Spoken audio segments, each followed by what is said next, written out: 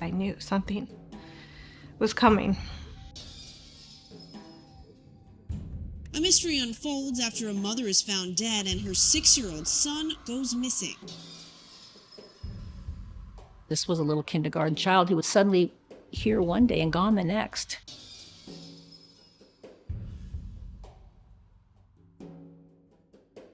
Tim is an only child. My sister never thought she wanted to have kids. It just wasn't really in the cards for her. When she met Jim, Jim went through a bout of cancer and thought that he would be unable to have children.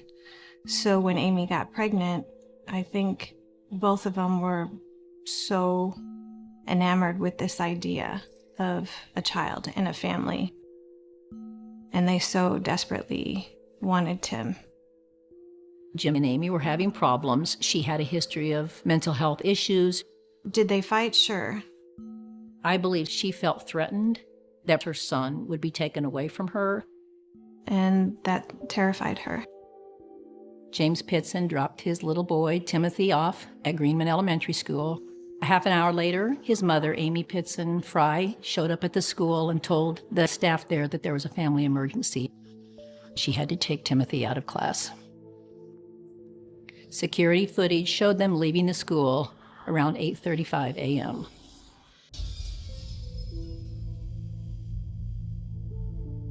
A few more hours pass, still no word, and Jim called the police to report them both missing.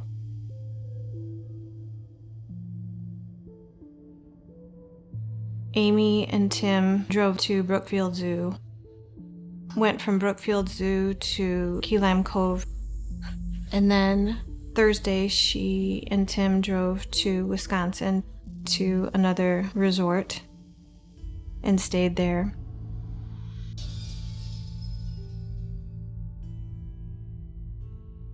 Security video footage spotted Amy and her son checking out of the Kalahari resort.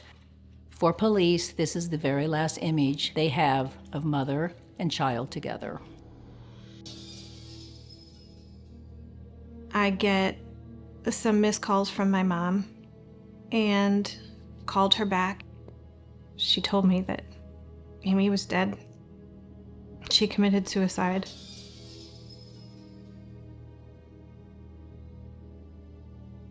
They didn't know where Tim was, that he was not with her. Later that day, we were told by the police that there was a suicide note. What it said was, Timothy is safe. He is with someone who loves him. He will never be found. Those words haunt all of us every day. That leads you to believe that Timothy is alive somewhere and just won't be located.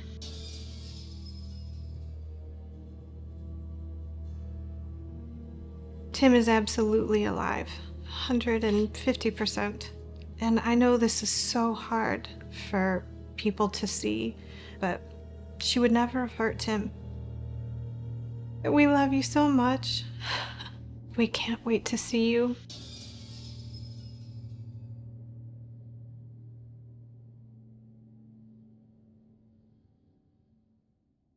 My heart's broken.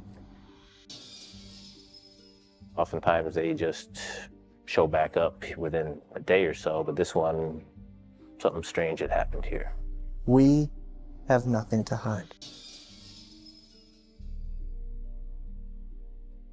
Jaliek was born to a drug-addicted mother. He went from there to a foster home, to another foster home, to another foster home, and then was placed with Stephen and Jocelyn. I found out that my daughter and son-in-law were going to adopt Jaliek. He was charming, and he was happy, and he's like very, very talkative about, I have a new family. Jaliek and I got in the car. He talked about what a good time he had, and I pulled in here, and Jaliek said, oh, there's my father's car right there. Jaliek got in the front seat, and they took off. And that was the last that we saw Jaliek.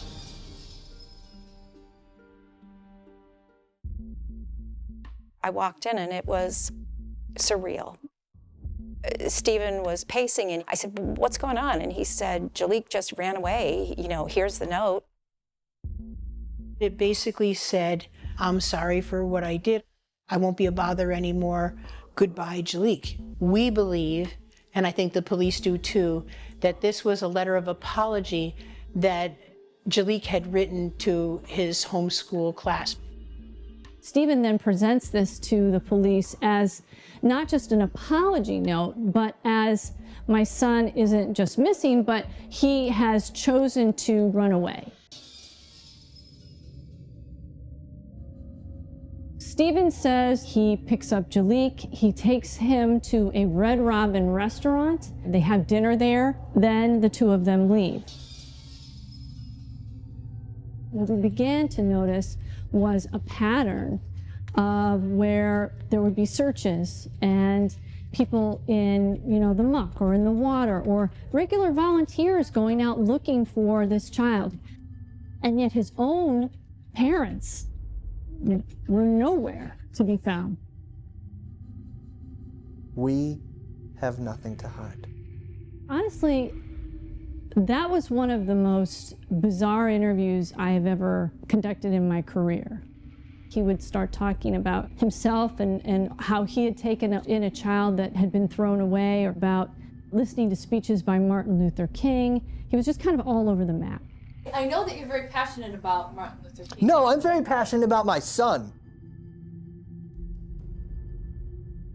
And you know what? If you can't rely on people you call your heroes when the time is tough, who do you rely on?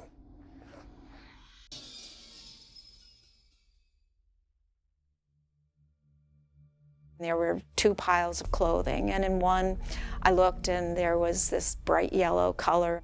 So I opened it up and it was indeed the yellow fleece. Why would the fleece be sitting there when they maintained that he had disappeared in it? One of the other inconsistencies that police pointed to was that Stephen had indicated he was home all night after bringing Jaliek home, but when the police started checking surveillance cameras in the Greenwich Business District, they found video of a distinctive gold minivan that matched the description of Stephen's van. If my grandchild Jaliek is watching this and he hears my voice, come home. I miss you.